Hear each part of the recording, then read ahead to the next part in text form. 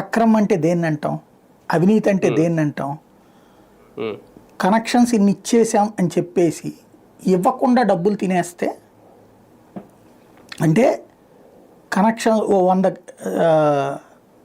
Current connections ఇచ్చారు అని రాసి ఇవ్వకుండా డబ్బులు తినేస్తే కుంభకోణం అంటారు. ఇది అట్లాంటిది కాదు. ఇల్లు కట్టకుండా ముందు కరెంట్ వేసేసారట, అది కుంభకోణం అంట. దాంట్లో దొంగలు ఎత్తుకుపోతున్నారట, అది కుంభకోణం అంట. వినేవాడు వేరేవాడైతే చెప్పేవాడు మేధావిలాగా తయారైంది అది బేసిక్గా. అంటే ఎవడైనా వేగంగా పని చేస్తే అది కుంభకోణం అని రాయిచ్చని ఇప్పుడే తెలిసింది. మనం తెలుసుకోవాల్సిన కొత్త నిజం అనమాట. వాళ్ళు చేసిన పని ఏంటి? రూల్ ప్రకారం స్థలాలు ఇచ్చేశారు. ఇప్పుడు టిట్కో ఇళ్ళు మేము కట్టించిస్తామని 5 ఏళ్లలో ఒకటి పూర్తి కాల. వీళ్ళు వచ్చాక అందులో 2 లక్షలు పూర్తి చేశారు, మిగతా 3 లక్షలు వీళ్ళు ఇప్పుడు చేస్తామంటున్నారు. అంటే అది పూర్తి కావడానికి దాదాపు 15 ఏళ్ళు పడుతుంది. అదే ఇక్కడ ఏం చేశారు? అందుకనే ఈ తతంగం లేకుండా స్థలం ఇచ్చేశారు చేతికి, అలాగే ఇల్లు కట్టుకోమన్నారు. కట్టుకుంటే ఆ డబ్బులు ప్రభుత్వం చెల్లిస్తుందని చెప్పారు. 1,50,000, 2,80,000, 1,80,000, 2,80,000. ఇందులో 30,000 రూపాయలు ఒకదానికి అదేది తలుపులు గిలుపులు అట్లాంటి వాళ్ళే ఇస్తారు, సిమెంట్ ఇస్తారు. ఇట్లాంటిది పోను 1,50,000 రూపాయలు, 2.5 లక్షల రూపాయలు క్యాష్ డైరెక్ట్గా అకౌంట్లో వేసేటట్టు.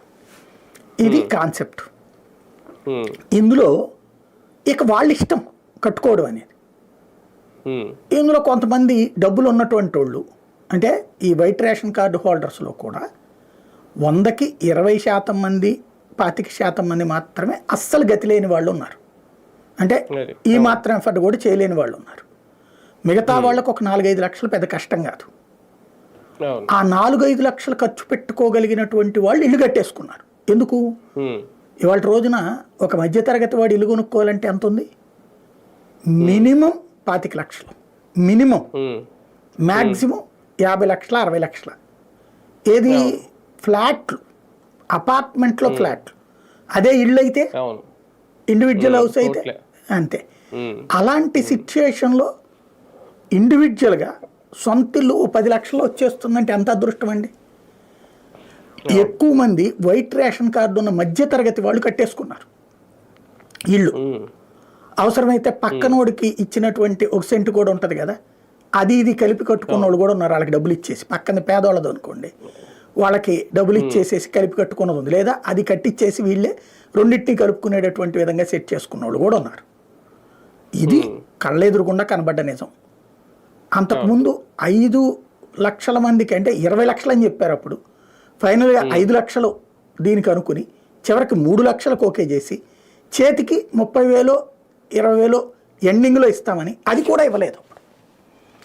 వీళ్ళ హయాంలో ప్రభుత్వం, కేంద్ర ప్రభుత్వం అధికారికంగా చెప్పిన లెక్కే 7 లక్షలు ఇల్లు ఇచ్చినట్టు.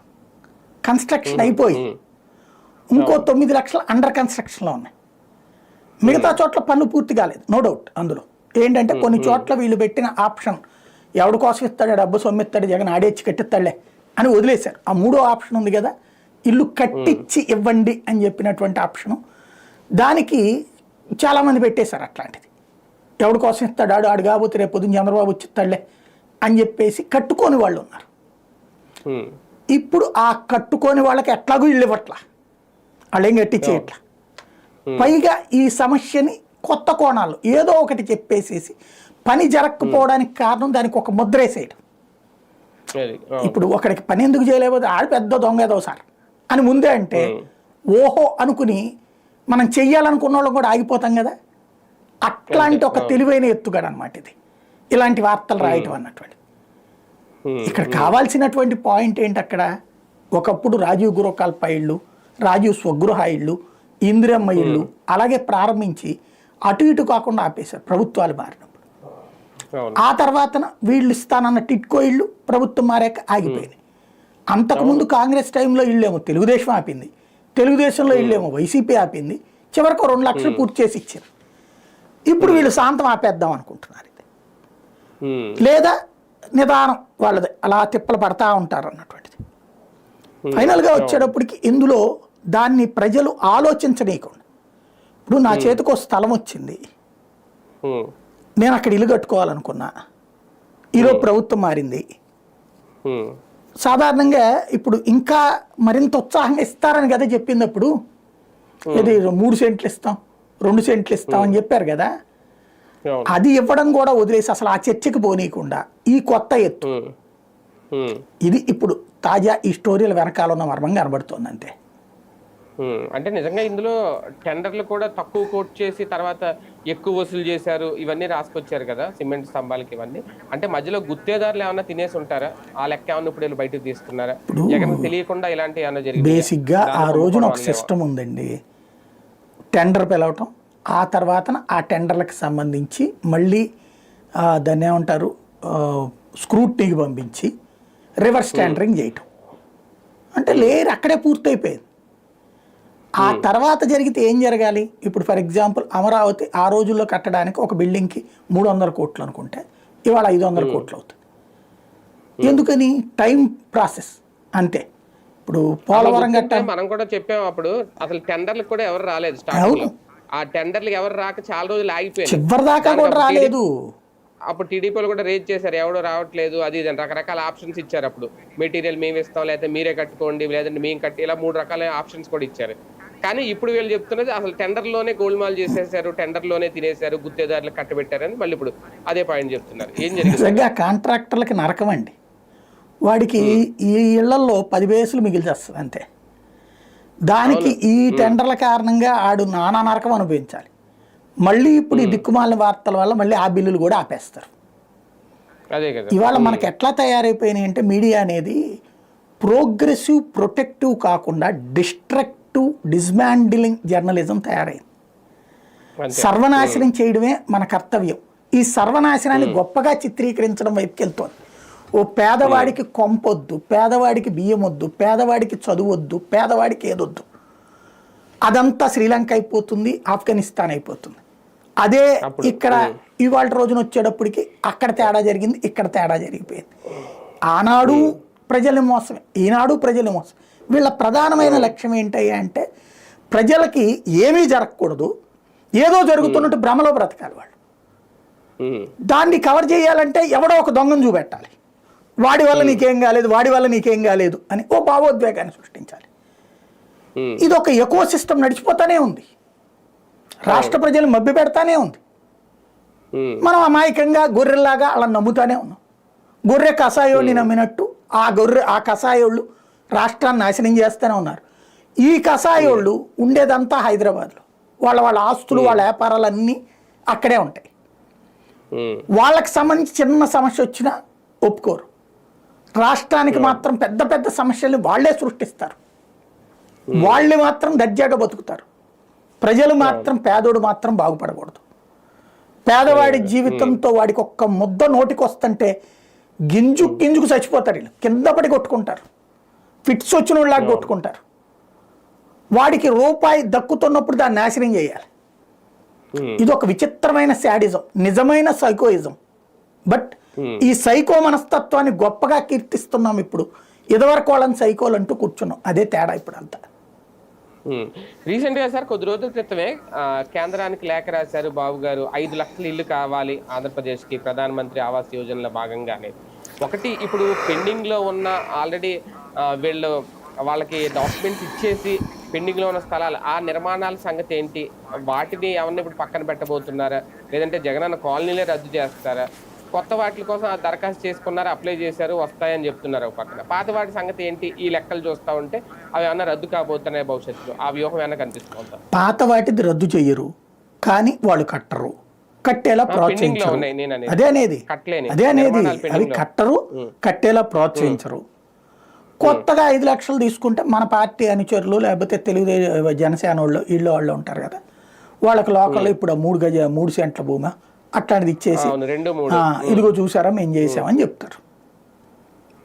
ఇప్పుడు ఇవాల్టికి కూడా మీకు మొన్న చూసా గుంటూరు అదేది ఇటు వెళ్తున్నప్పుడు స్కూల్ అవన్నీ ఉంటాయి, మన చిల్లీస్ పక్క నుంచి రోడ్డు చివరికి పోయిన తర్వాత ఆ ఏరియాలో అప్పట్లో కట్టించిన రాజీవ్ గృహకల్ప ఇళ్ళు ఉన్నాయి, ఎవరు లేడు, ఖాళీగా పడి ఉన్నాయి.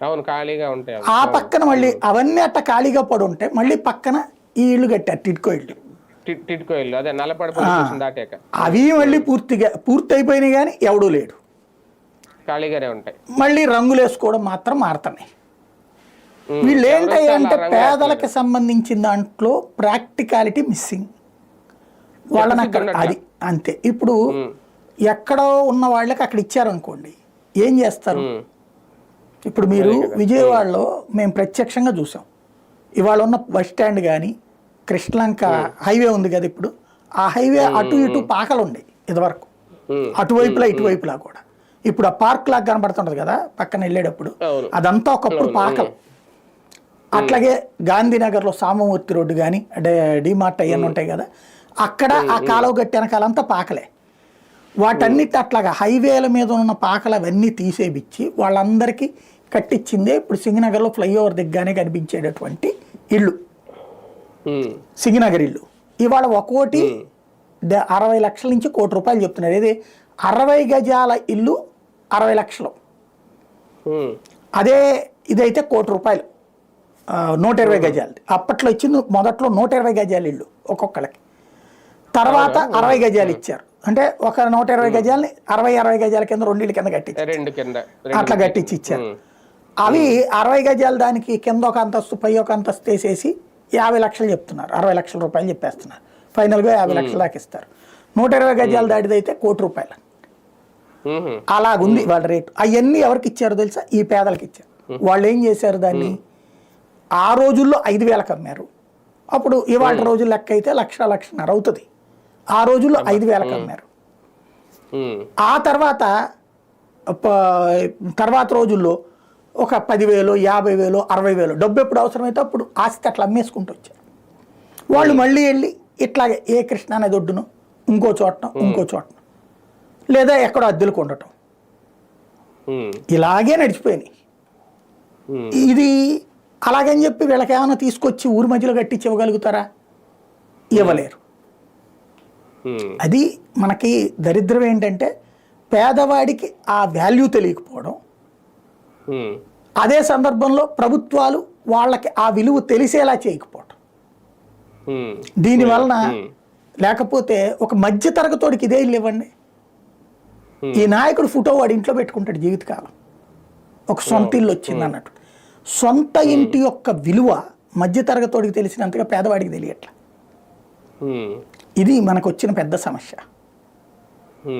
అవును సార్, ఒకటి సొంతంగా పేర్లు పెట్టుకోవడం కూడా నెక్స్ట్ ప్రభుత్వం వచ్చి వివాదాన్ని చేయడానికి ఒక కారణం అవుతుందా? జగనన్న కాలనీ అని కాకుండా అప్పుడే ప్రధానమంత్రి ఆవాస్ యోజనను ప్రధాని ఇల్లు అని పెట్టుంటే ఇంత రాద్ధాంతం అయ్యి ఉండేది కాదు. అంతకుముందు ఎన్టీఆర్ హౌసింగ్ అని ఎందుకు పెట్టారు? ఇందిరం ఇల్లు, ఎన్టీఆర్ ఇల్లు, రాహుల్, రాజీవ్ గృహకల్ప. మరి ఎప్పుడని పెట్టినప్పుడు ఏం తప్పు కాదా? అదే నా దృష్టిలో అయితే ఏదైనా తప్పే. PMAY correct. మోడీ పేరు కూడా పెట్టట్లేదు అక్కడ, ప్రధానమంత్రి ఆవాస్ యోజన. లేదా అంతకు ముందు పెట్టారు వాల్మీకి అంబేద్కర్ ఆవాస్ యోజన. అలాంటిది పెట్టుకుంటే తప్పే ఉంది నువ్వు. కానీ ప్రాంతీయ పార్టీలు ఎవరికాళ్ళు వాళ్ళ పేర్లే కావాలి, కాకపోతే ఎదురోడు వాళ్ళ పేరు పెట్టుకున్నప్పుడు తప్పు చెప్తుంటారు అంటే. ఇప్పుడు ఎన్టీఆర్ వైద్య సేవ, ఎన్టీఆర్ గృహ సదుపాయం ఆ రోజున, ఈ తర్వాత జగనన్న కాలనీలు, వైఎస్ఆర్ వైద్య సేవ, ఇదే వైఎస్ఆర్ ఆరోగ్యశ్రీ. వీళ్ళది వాళ్ళు తప్పడతారు, వాళ్ళది వీళ్ళు తప్పడతారు, కానీ ఇద్దరిది తప్పని ఇద్దరు ఒప్పుకోరు. అది విచిత్రం. ఇప్పుడు అదే జరుగుతుంది. రైట్, చూద్దాం. మొత్తానికి జగనన్న కాలనీల విషయంలో ఒక పాయింట్ అయితే రేజ్ చేశారు. మరి నిజంగా నిధులు దోచేశారా, అప్పట్లో దుర్వినియోగం చేశారా, లేదంటే గుత్తేదారులు కట్టబెట్టారా? ఇప్పుడు ఆ పనులు అయితే ఆగిపోతాయి, కంటిన్యూ అవ్వట్లేదు, కొత్తగా ఆ నిర్మాణాలు కంటిన్యూ అవ్వట్లేదు. పట్టాలు తీసుకున్న వాళ్ళ పరిస్థితి ఏంటి అనేది దాని మీద అయితే క్లారిటీ రావాలి. ఈ పాయింట్ రేజ్ చేయడానికి వెనక అసలు ఉద్దేశం అదేనా? ఇక జగనన్న కాలనీలు అనేవి కొనసాగవా ఆంధ్రప్రదేశ్ రాష్ట్రంలో? చూద్దాం.